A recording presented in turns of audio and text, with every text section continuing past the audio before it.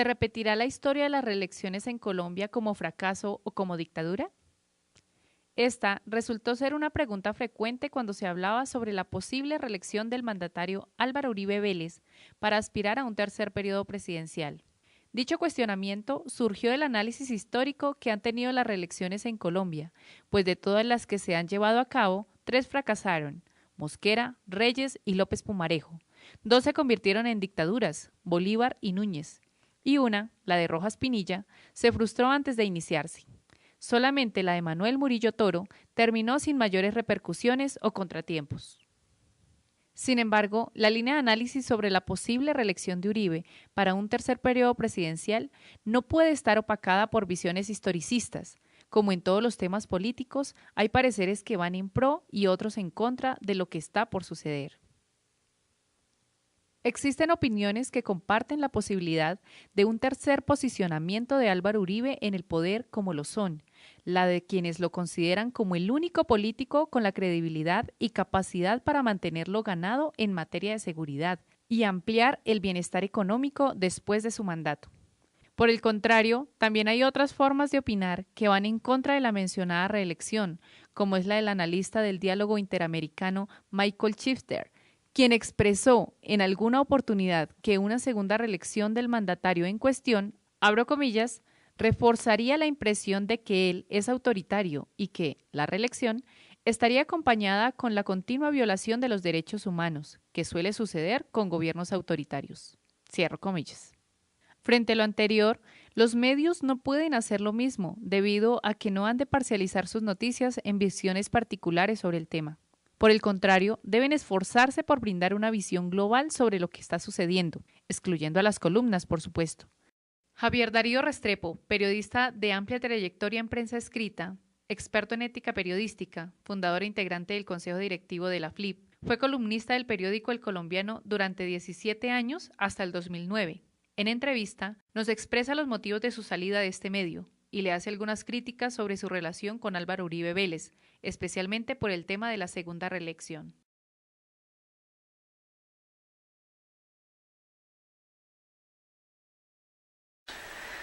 Tengo entendido que el principal motivo real fue la constante crítica que yo hacía sobre las gestiones de gobierno del presidente Álvaro Uribe. En ese momento el periódico tenía un compromiso radical en favor de él y por tanto cualquier crítica era acogida con mucha hostilidad. E incluso hubo columnas inspiradas en las respuestas que obtenía. Lo cierto es que el propio periódico estaba ya muy molesto. Tanto la directora como algunos parientes de ellos que son columnistas habían emprendido prácticamente una campaña que finalmente culminó con esto. El periódico utilizó un argumento que en mi última columna les dije que ese argumento no lo necesitaban, puesto que estaban en todo su derecho para pedirle a cualquier columnista el espacio y ocuparlo en otro. Es como cuando uno está toma en arriendo una habitación en una casa. El momento en que el dueño de la casa se aburre, pues por favor entrégueme el cuarto y hay que entregárselo. Yo les entregaba el cuarto sin necesidad de que estuvieran diciendo que estaban haciendo unos reajustes editoriales en la página. Yo comprendí que eso no tenía ninguna razón y que era una mentira semipiadosa para justificar de alguna manera la decisión que habían tomado.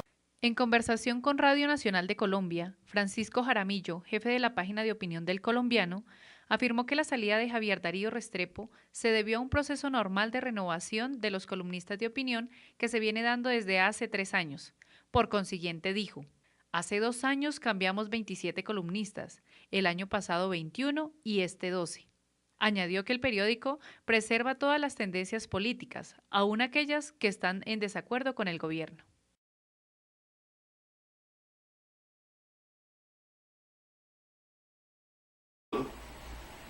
Una campaña que era inmoral. ¿Inmoral? Que era inmoral. ¿Por qué? Porque se había hecho trampa, se había tratado de convertir en cuestión legal lo que era absolutamente ilegal. Por ejemplo, el conflicto con las firmas. Montaron todo un aparataje para unas firmas. Y luego se demostró que muchas de esas firmas eran firmas falsas o que no tenían ninguna validez.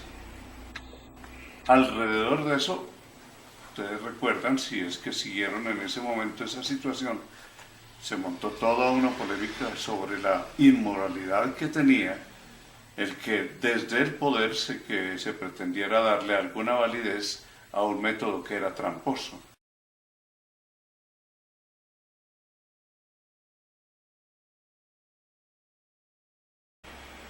Es más que obvio, incluso editorialmente ha manifestado esa simpatía por él. Ha habido en el periódico una evolución. Hubo un tiempo en que fue muy crítico frente a Álvaro Uribe, cuando Álvaro Uribe era gobernador de Antioquia.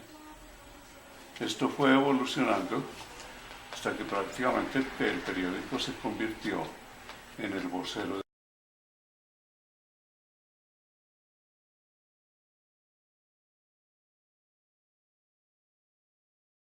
Allí. No, sería una generalización injusta. Allí sé que hay periodistas muy inteligentes, de una gran calidad, que sin embargo no están de acuerdo con eso. Y cuidan que en sus columnas o en sus informaciones eso no aparezca. No, que sería una generalización injusta.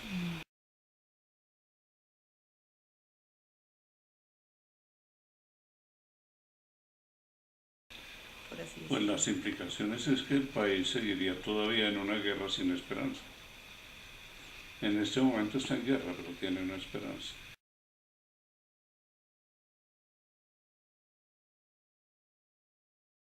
El colombiano representa unos intereses que convergen con el presidente Uribe. Por ejemplo, ¿qué es Antioquia? Pues usted dirá, Antioquia es una cosa muy complicada, porque en Antioquia está el sindicato antioqueño, está sectores del sindicato antioqueño que no van con el sindicato antioqueño en todas sus decisiones, está el paramilitarismo, están sectores terratenientes que tienen contradicciones con sectores industriales.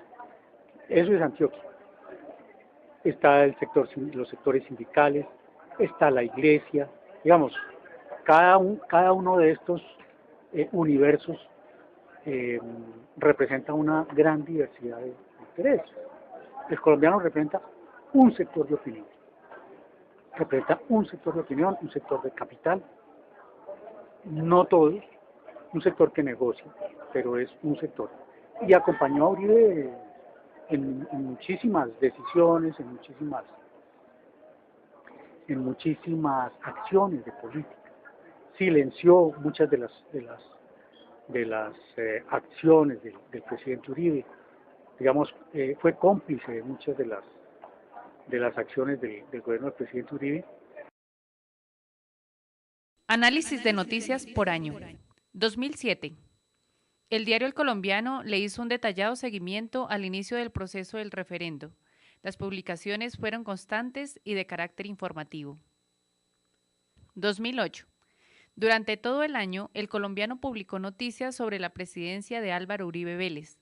Algunas hacían alusión a la buena labor de esta, de las buenas decisiones que se tomaban, del apoyo que tenían por parte de los ciudadanos. Y unas pocas dejaban ver lo negativo de la presidencia, referenciadas en las columnas de opinión.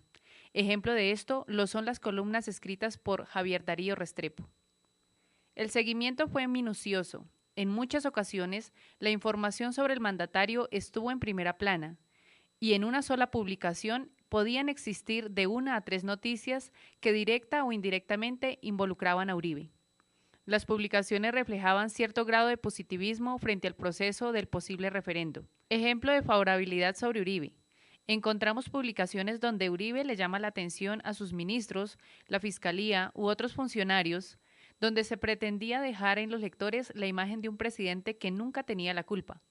El formato también es característico en este tipo de publicaciones, ya que se emplea una fuente tipográfica de gran tamaño.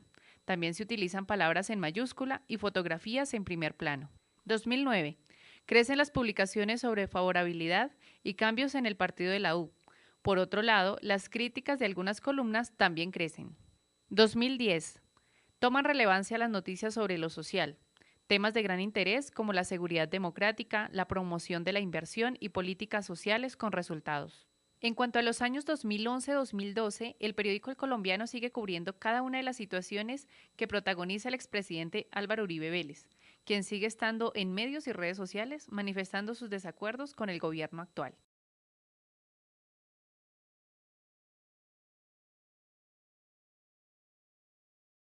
El portal de La Silla Vacía, a través de su directora Juanita León, publicó el pasado 10 de septiembre un artículo sobre la salida de Francisco Santos de RCN Radio, en el cual tildó la relación estrecha que ha existido de varios medios con Uribe, entre ellos El Colombiano, diciendo de él lo siguiente.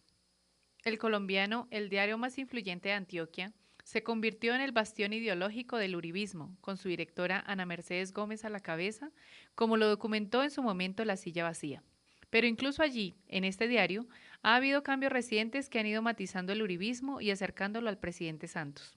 Aunque conserva columnas de opinión del exministro Fabio Valencia Cosio, de Álvaro Uribe Vélez y de un grupo de columnistas uribistas, la salida de Ana Mercedes de la dirección del periódico, una aliada incondicional del expresidente, llevó al diario a revisar su línea editorial. Inicialmente se rumoró que llegaría el ex jefe de prensa de Uribe y ex embajador de Colombia en el Vaticano, César Mauricio Velázquez, como director. Pero finalmente se definió que volvería a la dirección Juan Gómez, más de la línea conservadora y menos uribista que su hermano.